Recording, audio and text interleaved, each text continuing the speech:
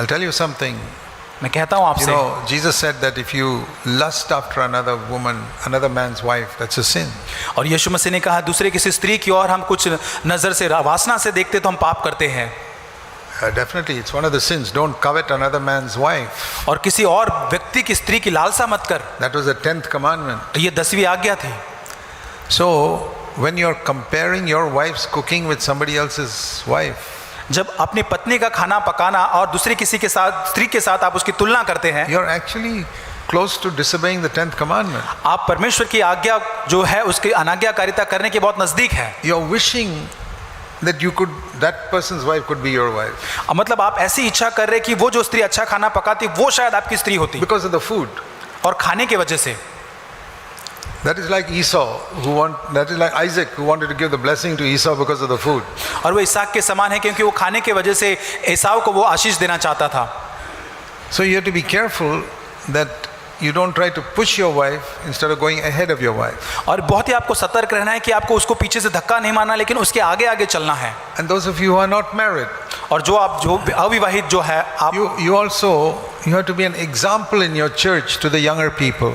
और आपके कलीसिया के अंदर जो आपसे छोटे उनके लिए आपको एक उदाहरण बनना है। You know, and many people like to be an elder in a church. और बहुत सारे चीज़ों को लोगों को पसंद है कि एक प्राचीन बनना। They like, oh, Brother Zach can appoint me as an elder of this church. और उनको अच्छा लगता है, ये पसंद आता है कि ब्रदर जैक मेरे पर हाथ रख के मुझे प्राचीन की दीक्षा दे। So one day in my church, और एक दिन मेरे कलीसिया में बैंगलोर में I lifted up my hand and I said, I'm appointing all of you people as elders. और मैंने अपने हाथ को उठाकर कहा कि मैं सारे लोगों को एल्डर आज प्राचीन बनाने जा रहा हूँ। You're all from today onwards elders to everybody younger than you. और मैंने उनको कहा कि आपसे जो जवान है उन सारे भाइयों के लिए आप आज से प्राचीन हैं। Are you 15 years old? क्या 15 साल के हैं? You are an elder to all those 10-year-olds and 11-year-olds and 12-year-olds. Be a good example to तो them. आप 10 साल के, 12 साल के, 13 साल के जो सारे बच्चे उनके लिए आप प्राचीन हैं, उनके लिए आप अच्छा उदाहरण बने। Are you 10 years old? आप 10 साल के हैं? You're also an elder to all those 5-year-olds and 6-year-olds. तो आप भी एक प्राचीन है और 5-6 साल के जो बच्चे उनके लिए। You all wanted to be elders, no? Now you're all elders. और आपको प्राचीन ही बनना था ना, अभी आप प्राचीन हैं। Be a good example to all those younger to you. जो आपसे छोटे उन सबों के लिए एक अच्छा उदाहरण आप बने। Who cannot be an elder like that? और कौन ऐसा अगुवा या ऐसा प्राचीन नहीं बन सकता? You need a title? क्या आपको पद चाहिए? You need to stand up in front? क्या आपको सामने खड़े होना है? No, just go ahead of those younger ones. और वो जवान है उनकी बस आगे आगे आप चलते जाइए। So many of you young people who are in your 16, 20, 22 और years of age. बहुत सारे जवान जो यहाँ 16, 20, 22 साल की उम्र में आप हैं। In your church there are so many 10-year-olds, 8-year-olds. You must try and lead them to Christ. और आपके कलीसिया में बहुत सारे ऐसे 10-15 साल के बच्चे होंगे जिनकी आप अगुवाई कर सकते हैं। Encourage them when they come to the meeting. और उनको प्रोत्साहित करें सभा में आने के लिए। Play with them. उनके साथ खेले। You know how to win the heart of a child? आपको पता है बच्चों के हृदय को कैसे जीतते हैं? Which verse? कौन सा वचन है? No verse. कुछ भी नहीं, One chocolate, that's enough. केवल एक चॉकलेट काफी है। You can win the heart of a child. और बच्चे का हृदय आप उससे जीत सकते हैं। Then give them the gospel. फिर उसको आप सुसमाचार दें, They will listen to you. वो आपकी बात सुनेगा। They first have to see that you care for them. उनको सबसे पहले ये देखना है कि आप उनकी चिंता करते हैं And you want to lead them to Christ. और आप उनकी अगुवाई यीशु की ओर करना चाहते हैं। Jesus died for your sins. यीशु मसीह आपके पापों के लिए मरा। So we all have to be an example to others. और हमें एक दूसरे के लिए उदाहरण बनना है। Now we have to be careful in these days. और इन दिनों के अंदर हमें बहुत ही सावधानी बरतनी है। Because of the movies and so many filthy things going on in the world. और संसार के अंदर मूवीज या बहुत सारी ऐसी अश्लील या गंदी बातें हमें देखने मिलती है। Many parents are very careful with their children. बहुत सारे जो माता पिता अपने बच्चों के साथ बहुत ही सावधानी रखते हैं। They don't like people getting too close to their children. वे नहीं चाहते कि उनके और लोग उनके बच्चे के करीब आए। We have to be careful that we don't pick up little girls. Don't pick up a little girl even to show your affection for them. और हम बहुत ही हमें सावधानी रखना है कि छोटे बच्ची को जो लड़की है उनको उठाना नहीं है ताकि हमारी भावनाओं को दिखा सके। Parents may not like it. और शायद माता पिता को पसंद नहीं आएगा। You may be doing it out of love.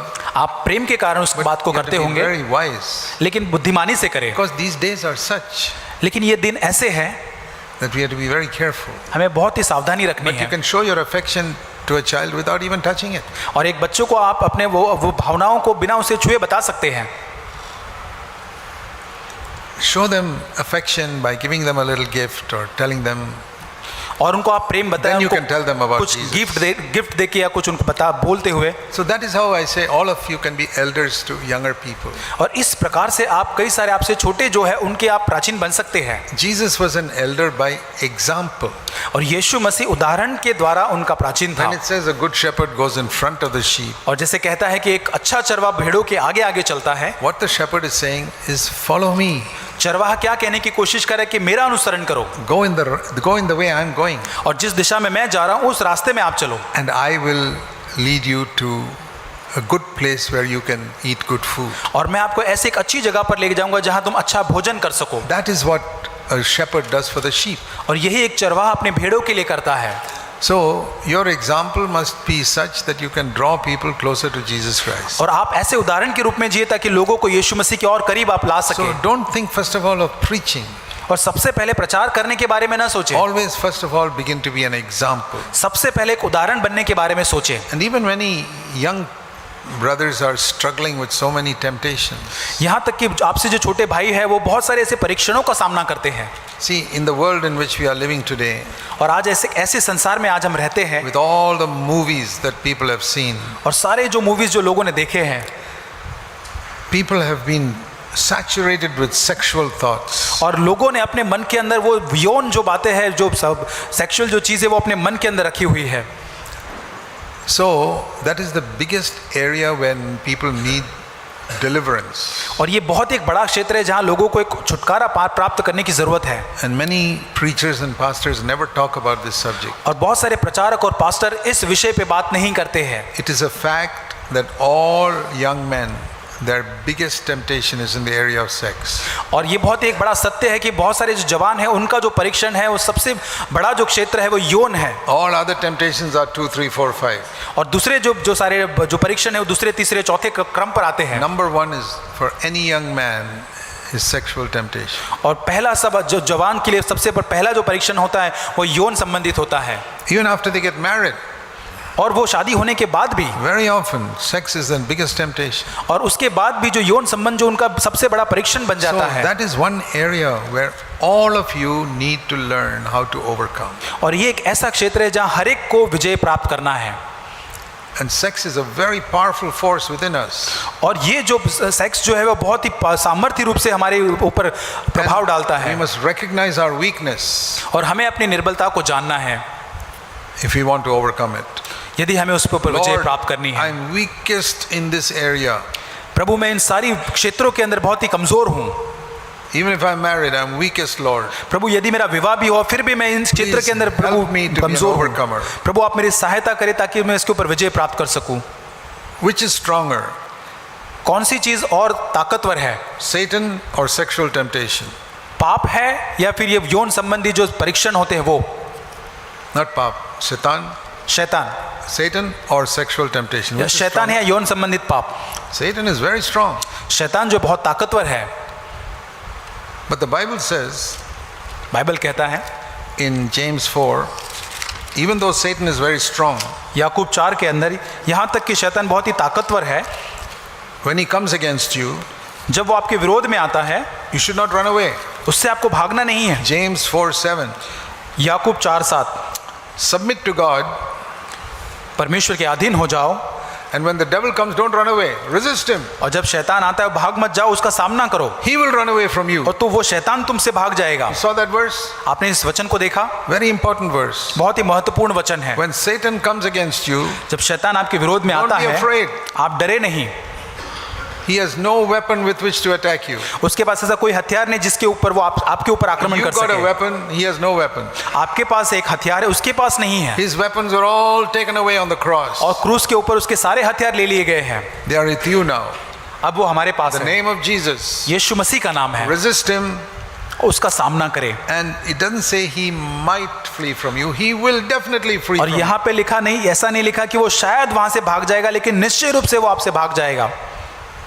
So that you're stronger than the devil. इसका मतलब कि आप शैतान से ताकतवर है। The only time the devil gets power over you is if you got a bad conscience, some unconfessed sin in your life. और जभी शैतान तभी आप पर वो ताकत कर सकता है जब आपके पास एक बुरा विवेक है और ऐसे कोई पाप जिसके ऊपर आपने कबूल नहीं किया।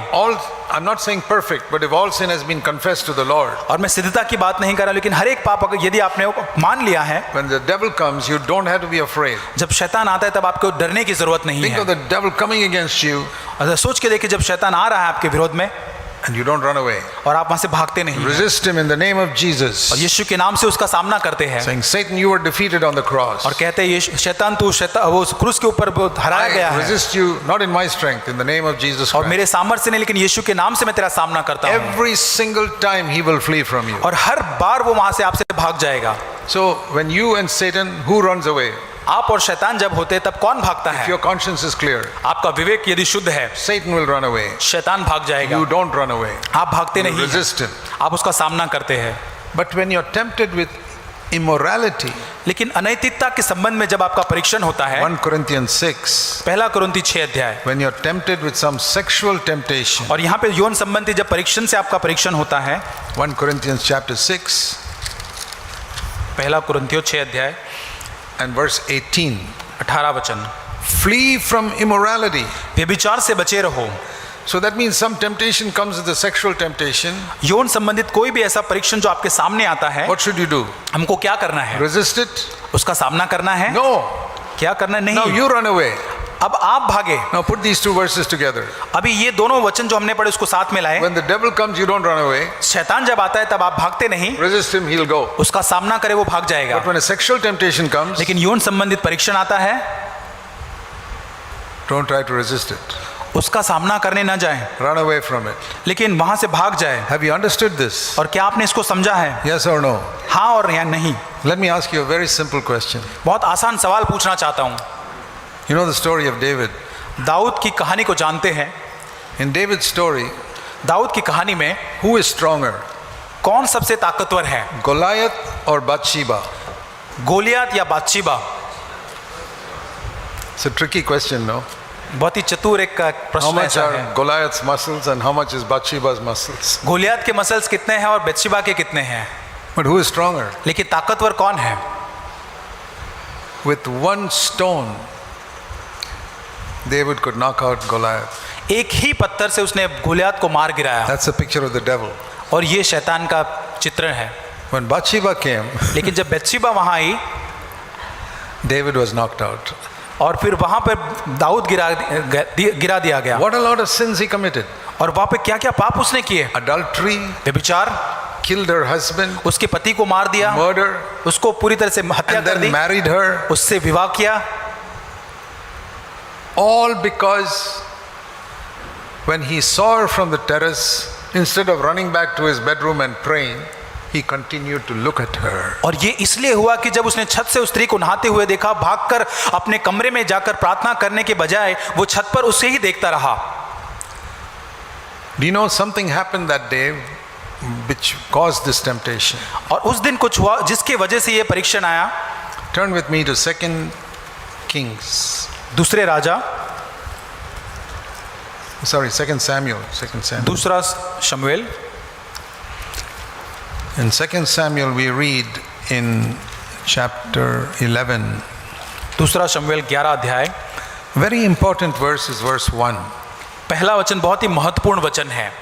In those days, whenever any army went to battle, और उस समय में जब भी सेना युद्ध करने जाती थी, the leader was not a general, it was the king. और उसका जो अगवा होता था कोई जनरल नहीं होता था, लेकिन वहां पर राजा उसकी अगुवाई करता था। Nowadays battles are all different.